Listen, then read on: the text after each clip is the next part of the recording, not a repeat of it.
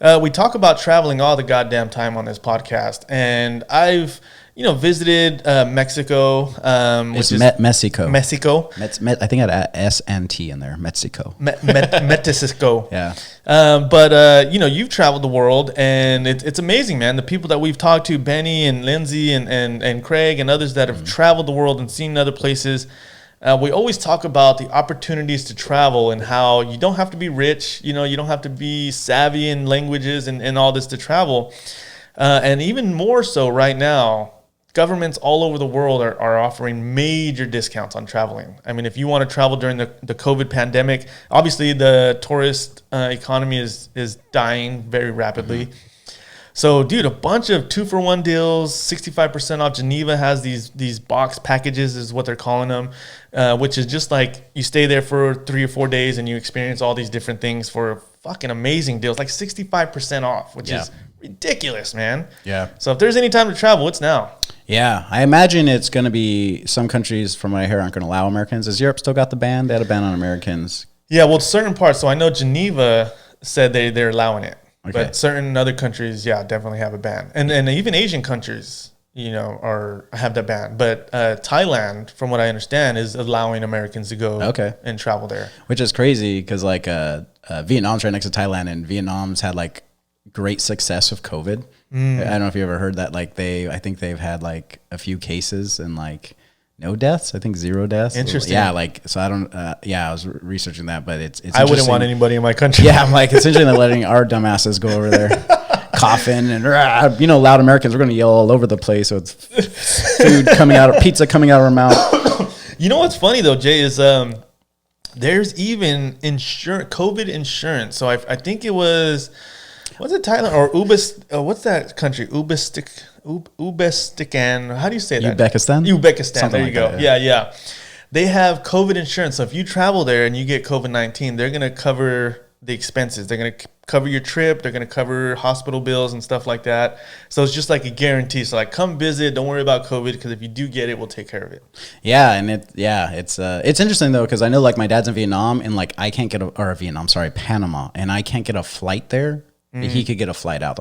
Later. I'm they might not let you back in, bro. But the airports won't allow me to buy a ticket. I don't know. Maybe it's changed in the last few days, but last week I couldn't get it any airports. Wow, it would just I put it in the system and then it would just come up for a forward page page okay expired. Oh right. But so I don't know, but if they're letting you in, hey man, if I've always said you don't have to be rich to travel. I've traveled the cheapest way. You might be in a bunk bed with a bunch of creeps, but hey, that just adds to the story. But you're in a bunk bed with a bunch of creeps in another country. Yeah. I was in Rome. Yeah, Rome, because I always stay at hostels and $5 a night. Fuck yeah, that's the only way I could travel at the time. I was didn't have a lot of money back then, but and then you work if you want, but.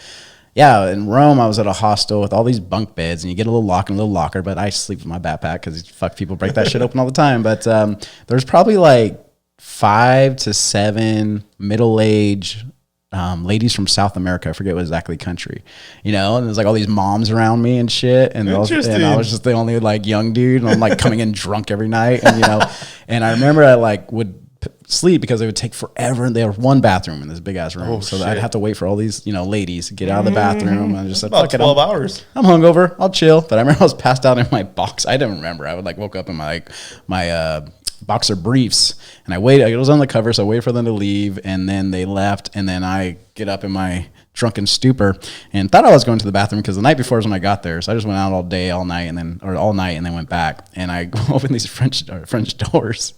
And I walk out of the fucking balcony, with this busy city square of cafes and people saying, I'm oh fuck, and I just shut that shit and ran back in. But I remember I was just ooh, that'll strain out that hangover real quick. Oh, that's freaking hilarious. It was to the right. Oh, they got a good site. Yeah, interesting. You know what, dude, I was looking actually because when I saw that, actually my wife had told me about the deals in this country. So in America, in the USA, you can get $4,000 tax credit per adult, $500 per children. So if you go on a vacation in the U.S., it has to be at least 50 miles away from where you live. You can get reimbursed for up to $4,000 per adult, which is Pretty fucking 50 cool. miles ain't shit. No, 50 miles. Yeah, right. We could go to the valley and get just visit family, get a reimbursement, bro. Right? No, absolutely. Yeah. And it is interesting. And it's also retroactive. So they're doing it from January 1st. So if you already took a trip, fuck, you're good. You get that. Okay, like back pay almost. Right, right. Okay. So that's pretty cool. So my wife told me about that, and I was like, oh, that's pretty cool. So I want to check out what else is out there. And then I saw the Thailand thing, and dude, this is like infinity pool, like beach house overlooking the ocean. You're on a cliff, the ocean. I mean, just fucking amazing, bro. And it was like a 3-night stay for like $350. Yeah, man, just fucking do it, dude. Fucking crazy. If you can find a flight to fucking Thailand, man, you guys should go because I don't know, just fucking traveling is such a learning experience. And it's not like you're going to be like this Gandhi when you travel, but and it depends where you go. If you stay on a resort all day, you're not going to learn much. Yeah, right. But that's why I like the hostels, mixing with the people. But also you'll realize just having conversations with people, it's just everywhere's different. So some countries are going to invite you into their house and you're going to really see how they live. Right. And they'll want you to spend the night maybe and have dinner. Or you might wake up in a bathtub full of ice with your liver missing. I don't know. They don't want that liver, let's be honest. But it's traveling. I've heard people refer. It's opened my eyes to this day to everything. At 24 when I started traveling, and they say that your life's a thin book, and every time you travel adds a page or a chapter. I like that. And it does because they were talked about like how people. Oh, we got to go to Iraq. Islam's bad. And I'm like, what about Comey and all these other guys in Africa or other parts of the world, anywhere? And you ignore that. And I think you get that from traveling because you realize when you come to America, there is this media game, two-sided media game, shining spotlights on what they want you to look at. And the best news you could get is from other newspapers in other countries, dude. It's the most accurate. Right. Not always, but, India, I picked up a newspaper like, fuck, I wish our news was like this. Okay. Just basic. There's no angles.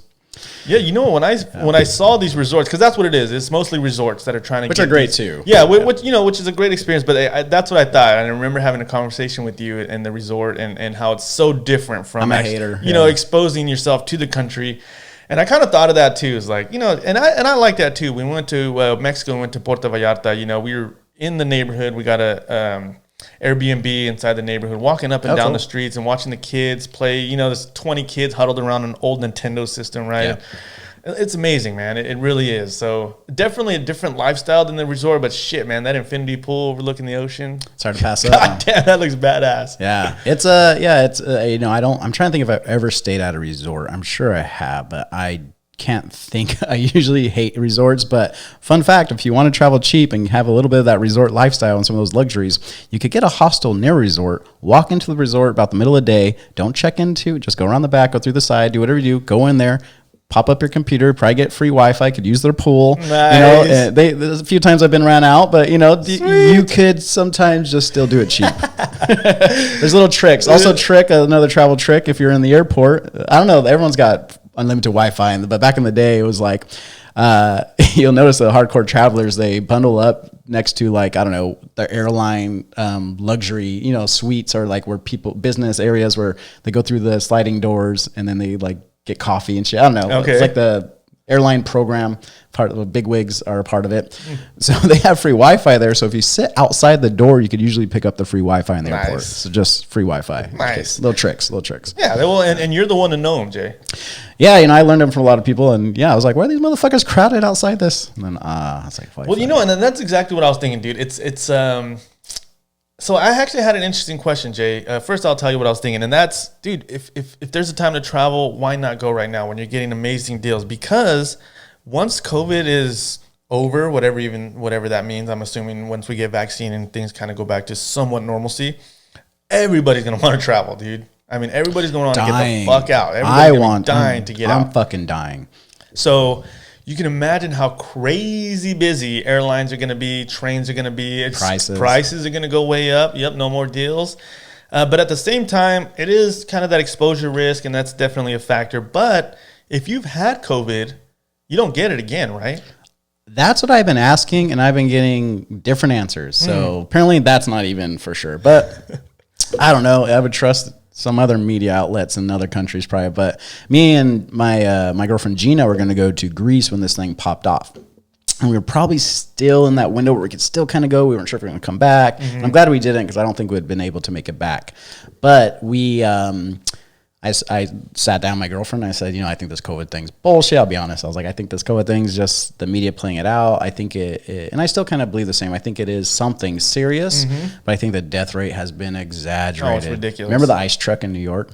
Ice truck. They had full of dead bodies, mass burials. And people were like recording. It's still here months later. Yeah, it's never left. So I don't know. Maybe it's true. Maybe it's not. But obviously now the death rate it's dropped tremendously to like flu rates. Well, and we already know doctors and hospitals are lying about. Well, not necessarily lying, but again, you get hit by a bus and you die. You get tested for COVID. You're positive. It's a COVID death, right? So we definitely know that's going on. Yeah, but I told Gina this, that being said, because my girlfriend's pretty paranoid. She works with a lot of doctors, and so she's pretty paranoid about it. But I was like, but here's the worst. We should talk about the worst case scenario is that me and you contract COVID over there.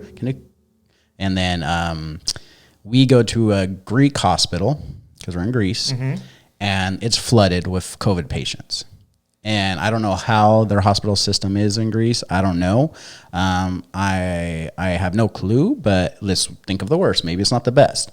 So then we're next to Greek people who need to get treated. Who do you think they're going to treat? Yeah. So that is a scenario we have to face as worst case scenario that might happen when we're over there. Then we can't get a flight back. Then we're quarantined. Then we got to come up with money for a place to stay because we don't have enough money for a week or two. So it could get bad quick. So yeah, it's something to think about. I still think that like, hey, if you get COVID in a country, if they take your temperature at the airport, they might, turn around, go to the hospital, go wherever. So don't even vacation. Lindsay's feeling that in Colombia. My dad felt that in Colombia. Colombia's like hardcore about it, but might be trapped in the country for a few months.